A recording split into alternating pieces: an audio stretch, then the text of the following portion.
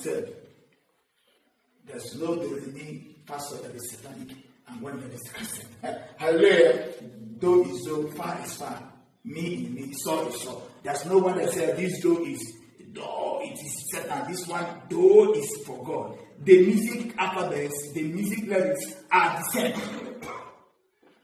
And if you don't know, it is God that gave some of them gifts to sing secular music. If you don't know, to see yourself. The church, the devil is using things we believe are good things. People wanted to be rich. People wanted to be rich with Christian books. It's not reality. You tell the pastor, I bought one book for you. I bought one book for you. A Christian book to read. But don't have Christian book to book to read. They have placed it in an altar. For sometimes this will make a change that book. That through this book, they'll enter you. Because all you need is to concentrate on that book for 10 minutes. As you read it, the earlier you read it, something from that book is entering you the more you read it. But if the book is a Christian book, so I tell you, my dear, why some people have, regard for certain things, people believe that the world makes you a Christian, doesn't make it. Why people have such regard? Because they have not developed their spirit to a level of spiritual maturity. 1, 2, they have not been exposed to spiritual conflicts. If you're exposed, you know that this regard you have to secular men is business. Because if your purpose is that you don't want it to corrupt you, I'm telling you, people are corrupted even much more than secular music can corrupt them in the church with the message of the man of God. People have been infiltrated, destroyed from the message of the man of God. A message that is laced with spells. People have been hypnotized to destroy their homes, destroy their marriages. Businesses have been robbed from people. Not outside the church. In the church is where they took your destiny. Number one church I went not long ago. I got going to that church. I did fast on that church. And then I go show you the two I was in that church praying. And a man wearing hood, you know the way which is this hood, black hood, covering him all down. I saw the man came there and was praying. He came there, he took my Bible, he left. I woke up, I said, that man was still young, I'm not gotten this mature in Christian faith. But now mature, I knew what God was showing me then. And I thank God that I didn't go for it. He was telling me in this church you are, that the truth will be robbed from you. The words the truth. For the man to come and take my Bible from me and say, because when you see this church, they will rob you of the truth.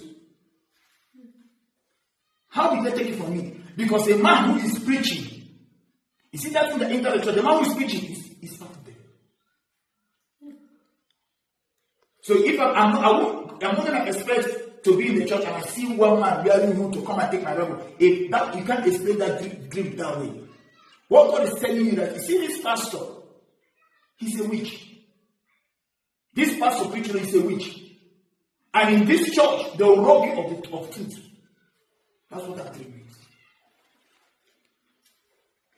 So please, my counsel to everybody, the people who know me, I listen to secular music, I listen to gospel music. I don't have any respect for one another. Because I know that devil can get me through gospel. Can also get me to secular. So I listen to music for entertainment purpose. Hello? I listen to entertainment purpose. That's my standard. Because I understand that damage can be done on me with the gospel music. Even much more than the secular music. So here they are the one teaching things that many people that was the same thing. So mistaking my servants. That means he's human as a prophet. He's targeting pastors. That's the work of Satan. That's what's happening today. We sink them into sexual immorality. I see. The same things come again. And then also food sacrifice to add. So you can see that food sacrifice that is coming up again. That's occultism. So that's occultism. You know what it means? And I told you that both God's sexual matter and cultism they go together. Because they use sexual matter to elevate you.